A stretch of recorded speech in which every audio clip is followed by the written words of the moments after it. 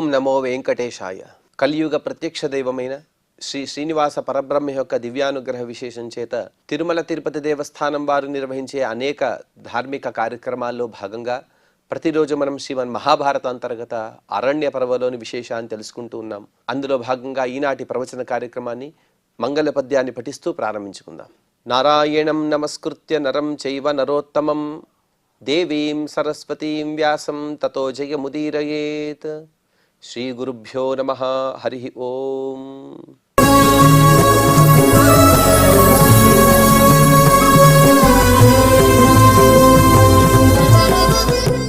వ్యాసుల వారు దానం యొక్క మాహాత్మ్యాన్ని ధర్మరాజు ప్రభుతులకు తెలుపుతున్నారు. అందులో భాగంగా ముద్గల మహర్షి యొక్క వృత్తాంతాన్ని తెలుపుతూ శిలోంచ వృత్తిలో ఉండేటువంటి ముద్గల మహర్షి గారు యజ్ఞం చేస్తున్నారు. ఆ యజ్ఞానికి వచ్చినటువంటి దుర్వాస మహర్షి గారు మొత్తం అన్నాన్ని స్వీకరించి 15 రోజులు ముద్గల మహర్షి గారిని ఉపవాసం పెట్టినా కూడా ఎటువంటి వికారం లేక సమాధాన చిత్తంతో ఉన్నారు ముద్గల మహర్షి గారు. అందుకు ఫలితంగా నీకు స్వర్గం దక్కుతుంది అని చెప్పిన వెంటనే స్వర్గం నుండి విమానం వచ్చింది. ఆ దేవదూత ముద్గల మహర్షి గారిని సశరీరంగానే స్వర్గానికి ఆహ్వానిస్తూ ఉన్నాడు. ఆ సందర్భంలో ముద్గల మహర్షి గారు ఆ దేవదూతని ప్రశ్నించారు. ఓ దేవదూత, స్వర్గవాసుల యొక్క గుణాలేమిటి, అలాగే తపస్సు అంటే ఏమిటి, స్వర్గవాసులు వారు ఏ విధంగా ఆలోచిస్తారు, స్వర్గంలో గుణాలు దోషాలు రెండు ఉన్నాయా, అలా ఉంటే గుణాలేమిటి దోషాలేమిటి అని ప్రశ్నించారు. అలాగే సతాం సాప్తపదం మిత్రం ఆహుస్సంతః కులోచితాః మిత్రతాం చ పురస్కృత్య పృచ్ఛామిత్వామహం విభో. ఓ మహర్షి, మీకెందుకు నేను సమాధానం చెప్పాలి అని నీవు అనుకోవచ్చో ఏమో, చెబుతాను విను. కలిసి 7 అడుగులు వేస్తే మైత్రి అని చెబుతారు.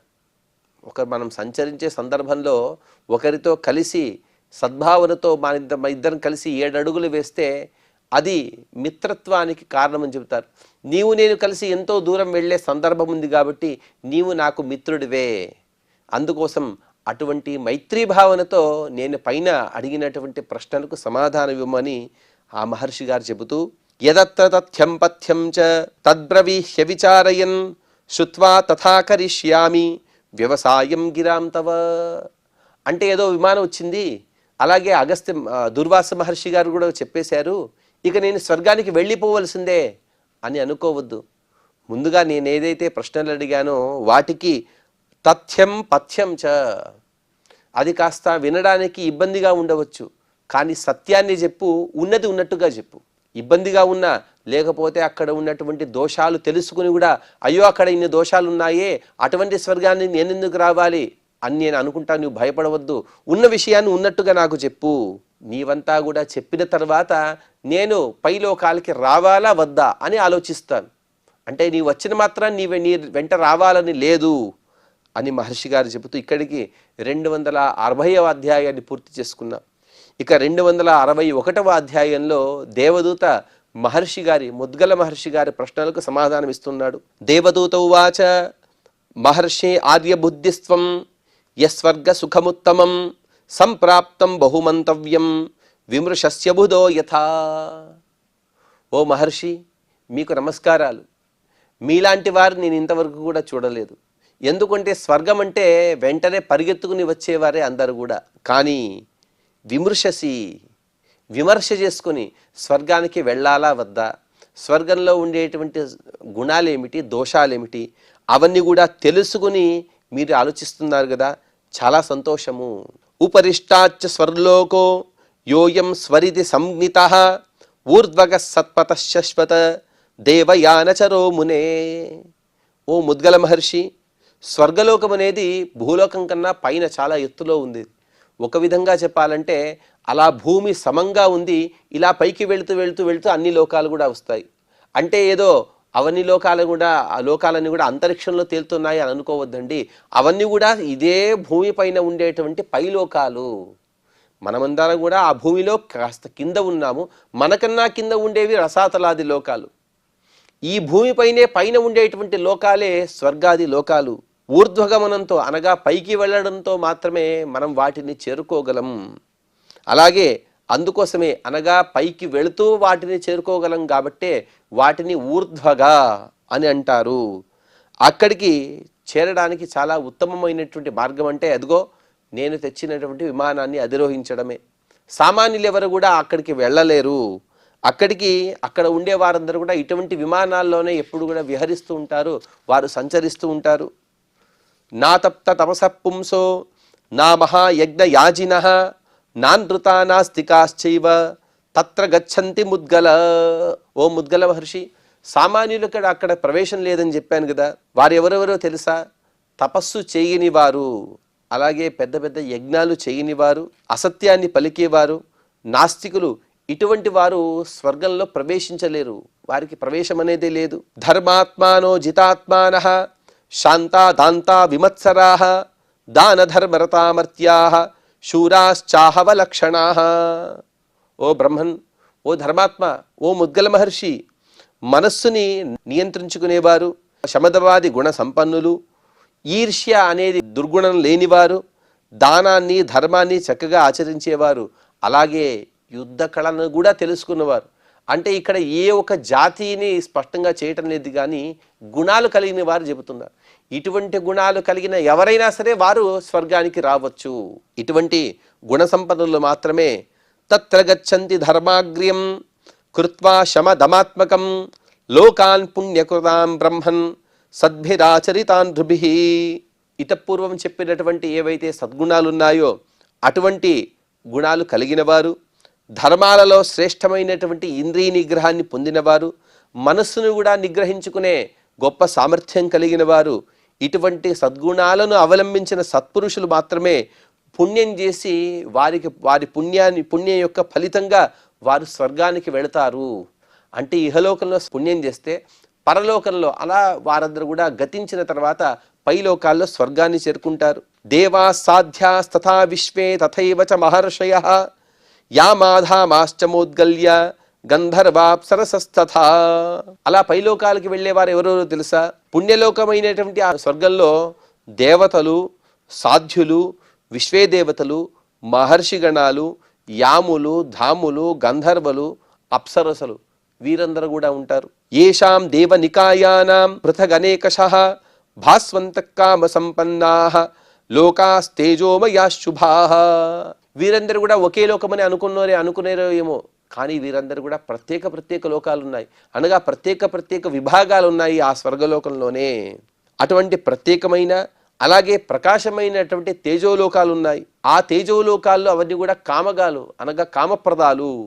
అక్కడ వెళ్ళి కోరిన వారు కోరిన కోరికలన్నీ కూడా తీరుతాయి. అటువంటి గొప్పదైనటువంటి లోకాలు, అలాగే శుభప్రదమైనటువంటి లోకాలు అవన్నీ కూడా. త్రయస్త్రింశత్ సహస్రాణి యోజనాని హిరణ్మయః మేరుః పర్వతరాత్ యత్ర దేవోద్యానాని ముద్గల. ఏదైతే ఉన్నదో స్వర్గలోకం, అక్కడికి మేరు పర్వతం కూడా కాస్త అక్కడే పైనే ఉన్నది. అనగా మేరు పర్వతం యొక్క చివరి భాగం ఆ స్వర్గానికి కాస్త అంటుకొని ఉన్నది. ఎంతవరకు అంటే 33 యోజనాలు. 33 యోజనాల బంగారుతో ఉండేటువంటి మేరు పర్వతం ఆ స్వర్గలోకంలో ఉన్నది. అదంతా కూడా హిరణ్మయ పర్వతం. అటువంటి ఓ ముద్గల మహర్షి, అక్కడ నందనోద్యానవనం మరియు పుణ్యాత్ములు విహరించేటువంటి అనేక విహార స్థానాలు కూడా ఉన్నాయి. అక్కడికే మనం వెళ్ళబోతున్నాము. నందనాదీని పుణ్యాని విహారా పుణ్యకర్మణాం నక్షుత్పిపాసేనగ్లాని నశీతోష్ణే భయం తథా. అక్కడ వెళ్ళిన ఎవరికి కూడా ఆకలి దప్పుకలు లేవు. ముద్గల మహర్షి గారు ప్రశ్నించిన విషయం ఏమిటంటే, స్వర్గం అంటే ఏమిటి? అయా స్వర్గం అంటే పైకి వెళ్ళడం అనే పైన ఉండేటువంటి లోకాలే స్వర్గం అని అంటారు. స్వర్గానికి ఎవరు వెళ్తారంటే ఎవరైతే ఇహలోకంలో పుణ్యం చేస్తారో వారు స్వర్గానికి వెళ్తారు. స్వర్గంలో ఏముంటుంది? స్వర్గం యొక్క లక్షణం ఏమిటి అంటే అక్కడ ఆకలి దప్పుకలు ఉండవు, అలాగే ఎటువంటి దుఃఖం కూడా అక్కడ ఉండదు. అలాగే శీతోష్ణ భయం శీతోష్ణ భయం తథా.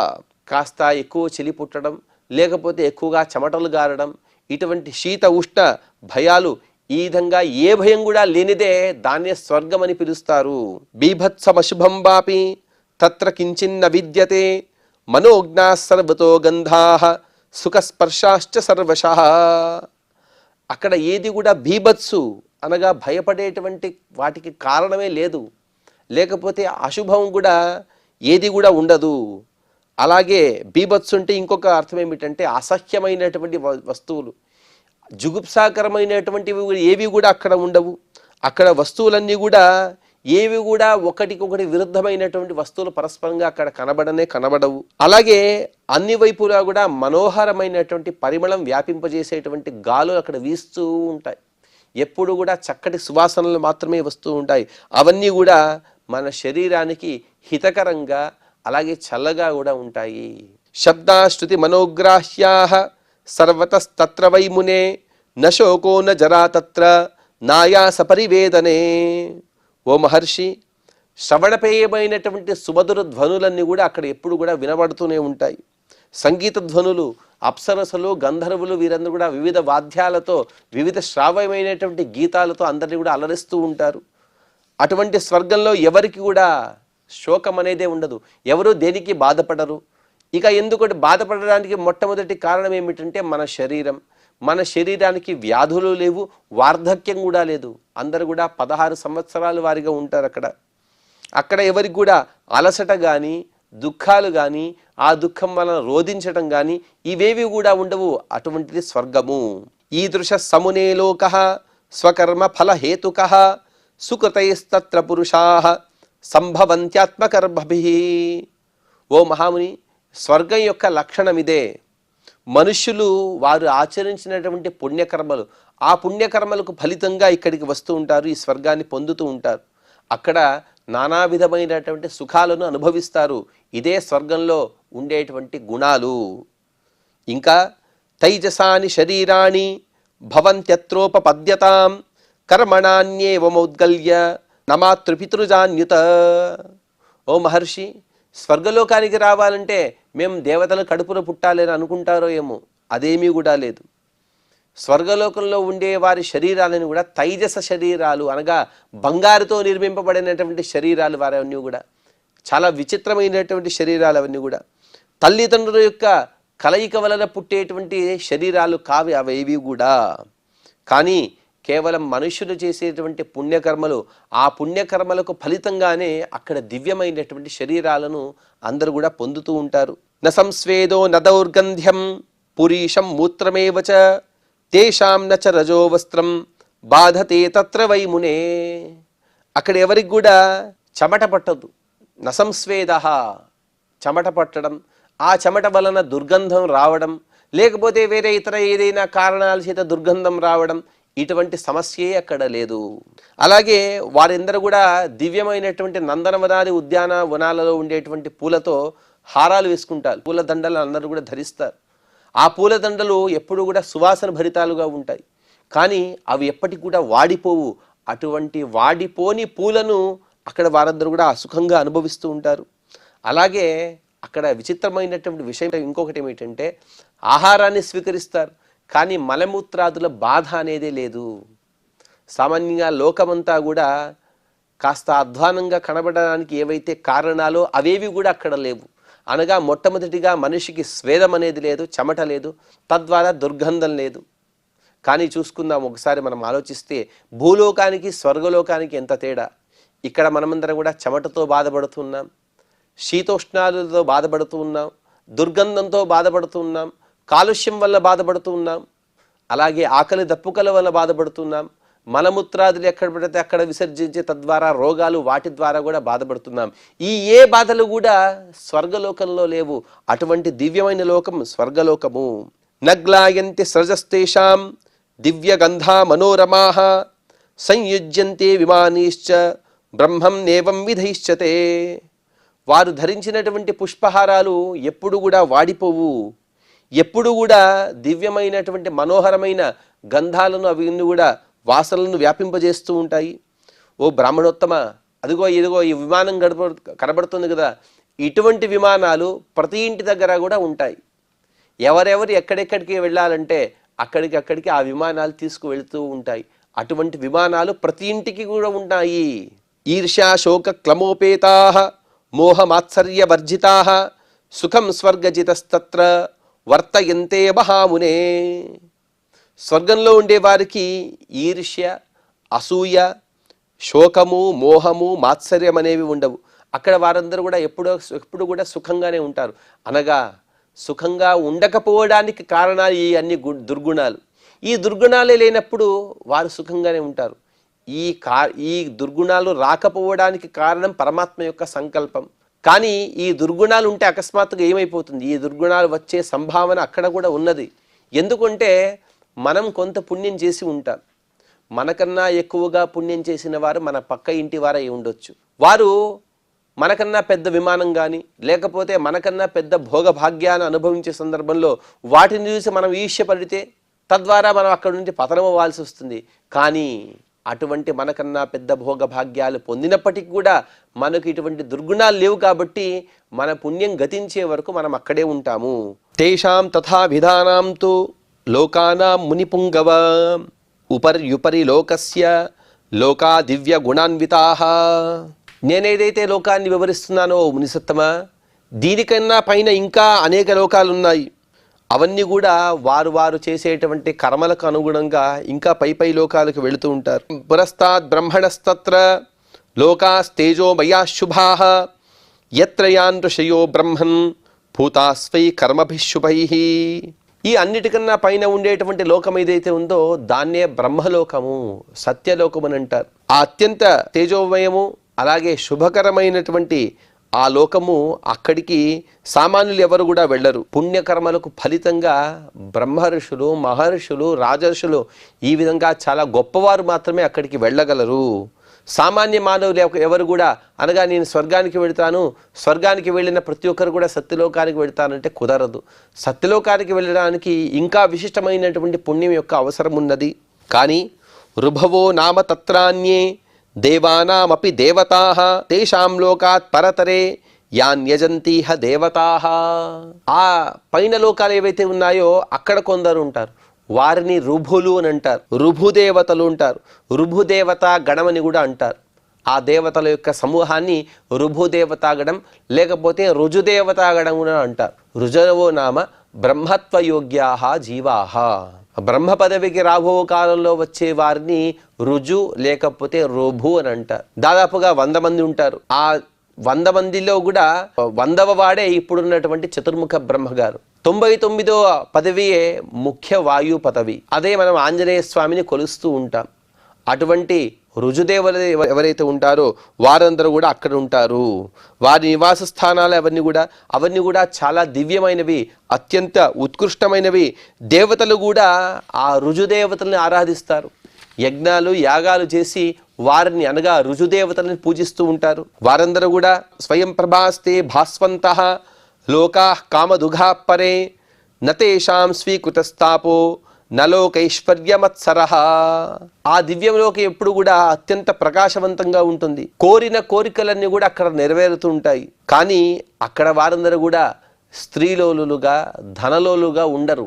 వారికి ఎప్పుడు కూడా పరమాత్మ యొక్క చింతన, అలాగే ఐహికమైనటువంటి పదార్థాలపైనటువంటి వ్యామోహం లేక కేవలం పారమార్థిక చింతనతో కూడి ఉంటారు అక్కడ ఉన్న వారందరూ కూడా. ఆ విధంగా రుజుదేవతల్లో పరస్పరంగా భేదం ఉన్నప్పటికీ కూడా వారి దగ్గర ఉండేటువంటి విభవాదులు వైభవాలన్నీ కూడా వేరువేరుగా ఉన్నప్పటికీ కూడా పరస్పరంగా ఒకరిని చూసి ఒకరు మాత్సర్యాన్ని పొందరు. ఎప్పటికీ మాత్సర్యాన్ని పొందరు. అనగా వారు మాత్సర్యాది గుణాలకు అతీతులు. అటువంటి మహానుభావులు ఆ రుజుదేవతలు.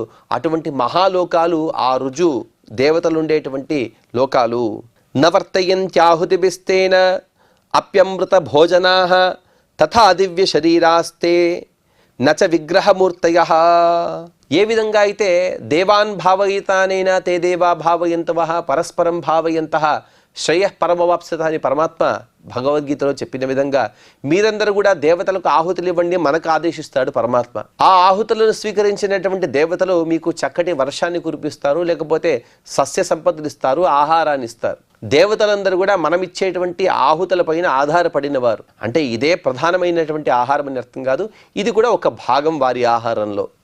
కానీ ఈ రుజుదేవతలు ఎవరైతే ఉన్నారో ఆ దేవదూత చెబుతున్నాడు, ఓ మహర్షి, రుజుదేవతలకు అటువంటి ఆహుతుల యొక్క అవసరం లేదు. మనుషులు కానీ దేవతలు కానీ యజ్ఞం చేస్తే ఆ యజ్ఞం ద్వారా వచ్చేటువంటి ఆవిర్భాగాన్ని స్వీకరించి వారు వారి జీవితాన్ని కొనసాగించాలనే ఆవశ్యకత లేదు. వారికి అసలు ఆహారం యొక్క అవసరం కూడా లేదు. సరే, వారంతా కూడా అమృత భోగులు, అమృతాన్ని మాత్రమే భోజనం చేస్తారని మీరు అనుకుంటారేమో. అమృతం కూడా అవసరం లేదు. కానీ వారి శరీరాన్ని కూడా దివ్యమైనటువంటి తేజస్సుతో వెలుగొందుతుంటాయి. వారికి ప్రత్యేకమైనటువంటి ఆకారం అనేదే లేదు. అలా దివ్యమైనటువంటి శరీరం అనగా పాంచభౌతిక శరీరం కాని శరీరం, పంచభూతాల యొక్క చాలా తక్కువ సంస్పర్శ కలిగినటువంటి శరీరం వారిది. అదంతా కూడా పరమాత్మ యొక్క ఇచ్ఛ. దాన్ని స్పష్టంగా మనం ఇలా ఉంటుంది నిర్వచించలేము, కానీ శాస్త్రం ద్వారా మాత్రమే తెలుసుకోగలం. కేవలం తేజస్వరూపాలు. న సుఖే సుఖకామాస్తే దేవదేవా సనాతనాః న కల్ప పరివర్తేషు పరివర్తంతి తే తథా. ఆ విధంగా ఎటువంటి ఆవిర్భాగాలు లేవు, అమృతము లేదు, అక్కడ వారు ఏమీ తినరు. కానీ వారందరూ కూడా ఎప్పటికీ సుఖమయ స్థితిలోనే ఉంటారు. వారి సుఖానికి కారణం ఏమిటో తెలుసా? కేవలం తపస్సు. తపస్సు, పరమాత్మ యొక్క చింతన, సత్కథా శ్రవణ, వీటి ద్వారా మాత్రమే వారు సుఖాన్ని పొందుతూ ఉంటారు. వారి మనసులో ఎటువంటి సుఖాన్ని కూడా, విషయజన్యాలైనటువంటి సుఖాలను ఎప్పుడు కూడా కోరుకోరు వారు. అటువంటి దివ్య స్వభావం కలిగిన వారందరూ కూడా. అందుకోసమే వారిని దేవానామపి దేవతాహ అని చెప్పారు. దేవతలకు కూడా దేవతలు. ఈ దేవతలకు కూడా దేవతలని అని ఇద్దరిని మాత్రమే పిలుస్తారు. ఒకటి పితృదేవతలని, రెండవది రుజుదేవతలని. పితృదేవతలను కూడా దేవతలు కూడా ఆరాధిస్తారు. అలాగే ఈ ఆ రుజుదేవత గణం ఏదైతే ఉందో ఈ గణాన్ని కూడా దేవతలు కూడా ఆరాధిస్తారు. అటువంటి దివ్య పురుషులు వీరు సనాతనులు. కల్పాలన్నీ మారినా కూడా వారి స్థితిలో మాత్రం పరివర్తన అనేది ఉండదు. వారి స్థితిలో పరివర్తన అనేది ఎప్పుడు అంటే ఒక చతుర్ముఖ బ్రహ్మగారి యొక్క 100 సంవత్సరాలు జరిగిన తర్వాతే వారిలో పరివర్తన అనేది ఉంటుంది. అంతవరకు కూడా పరివర్తన లేక కేవల తపస్సు మాత్రమే చేసుకుంటూ తమ జీవితాన్ని పూర్తిగా సార్థకం చేసుకున్న మహానుభావులే ఈ రుజుగణస్థులు. జరామృత్యు కుతస్తేషాం హర్ష ప్రీతి సుఖం నచ న దుఃఖం న సుఖం చాపి రాగద్వేషౌ కుతో మునే. ఓ ముద్గల మహర్షి, వారికి వార్ధక్యం అనేది లేదు, శరీరమే లేదు, శరీరానికి ఆహారం కూడా అవసరం లేదు. అందుకోసం వారికి వార్ధక్యం లేదు. ఎప్పుడు కూడా 16 సంవత్సరాల వారు ఎలాగైతే ఉంటారో దేవతల కన్నా ఇంకా సౌందర్యాది గుణాలతో ఉంటారు వారు. మృత్యువు ఉండదు. వారికి ఆనందము, ప్రేమ, సుఖము ఇటువంటి వికారాలు కూడా ఉండవు. ఎప్పుడు కూడా తాదాత్మ్య స్థితిలో ఉంటారు. అనగా పరమాత్మను చింతన చేయడం, ఆ చింతన ద్వారా మాత్రమే ఆనందాన్ని పొందడం, ఇదే వారి స్థితి. అందుకోసం వారి మనస్సులో సుఖానికి కానీ దుఃఖానికి కానీ అలాగే రాగద్వేషాలు కానీ ఎటువంటి తావు అనేది లేదు. దేవానామపి మౌద్గల్య కాంక్షితా సా గతిపుర పర దుష్ప్రాప పరమా సిద్ధి అగమ్యా కామగోచరై. ఇదంతా కూడా దేవదూత ఎందుకు చెబుతున్నాడంటే దేవలోకం కన్నా పైన ఏమైనా ఉన్నదా అనే విషయాన్ని వివరిస్తున్నాడు దేవదూత. ఓ మౌద్గల్య మహర్షి, స్వర్గవాసులైనటువంటి దేవతలు కూడా ఈ లోకాలకి వెళ్ళాలని కోరుకుంటారు. ఈ లోకంలో అనగా రుజువుల యొక్క స్థితిని పొందాలి వారు ఎప్పుడు కూడా అనుకుంటూ ఉంటారు. అది సిద్ధి యొక్క పరాకాష్ఠ. అనగా సా కాష్ఠ సా పరాగతి అని చెప్పిన విధంగా మోక్షం గురించి ఏదైతే చెబుతామో ఆ మోక్షంలో కూడా పరమానందాన్ని పొందడానికి కారణమైనది ఈ రుజుదేవతల యొక్క స్థితి, ఆ రుజుదేవతల యొక్క పదవి. అటువంటి గొప్పదైనటువంటి పదవి. కానీ ఈ పదవిని పొందాలంటే మాత్రం సామాన్యమైన విషయం కాదు, ఎంతో దుర్లభము. సామాన్య విషయ సుఖలోలుపత్వం కలిగిన వారు ఎవరు కూడా ఇటువంటి రుజుదేవతా స్థితిని పొందలేరు అని దేవదూత చెబుతున్నాడు. ఇంకా అనేక విషయాలను చెప్పబోతున్నాడు. ఆ విషయాలు మనం తదుపరి ప్రవచనంలో తెలుసుకునే ప్రయత్నం చేద్దాం. ఈనాటి ప్రవచనాన్ని శ్రీనివాసుని యొక్క పాద పద్మములు ఇందు సమర్పణ చేస్తూ క్షమాప్రార్థన మరియు మంగళ పద్యాన్ని పలుకుదాం. యదక్షరపదభ్రష్టం మాత్రాహీనం చ యద్భవేత్ తత్సర్వం క్షమ్యతాం దేవ నారాయణ నమోస్తుతే. శ్రియః కాంతాయ కళ్యాణ నిధయే నిధయేర్థినాం శ్రీవేంకట నివాసాయ శ్రీనివాసాయ మంగళం.